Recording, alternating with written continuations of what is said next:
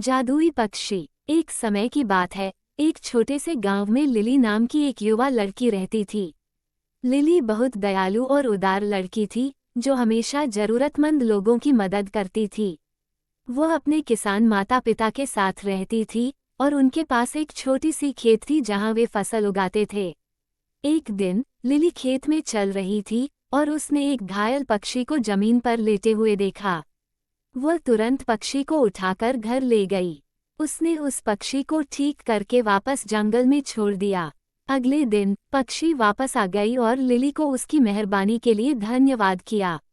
उस पक्षी ने लिली से कहा कि मैं एक जादुई पक्षी हूँ, मैं तुम्हें तुम्हारी इस मेहरबानी के लिए एक इनाम देना चाहती हूँ।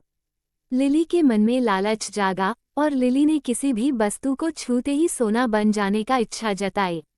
पक्षी ने उसकी इच्छा पूरी की और हर चीज जो वह छूती थी सोने की होने लगी। शुरुआत में लिली बहुत खुश थी और उसने अपने आसपास की हर चीज छूने लगी। लेकिन जल्द ही वह समझ गई कि उसने एक गलती कर दी है।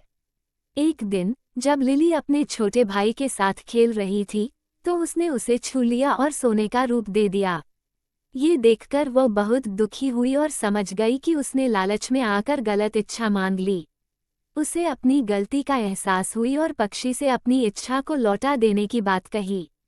पक्षी उसके सामने आ गया और कहा, लिली, तुमने एक मूल्यवान सीख हासिल की है। उदारता सबसे मूल्यवान उपहार है।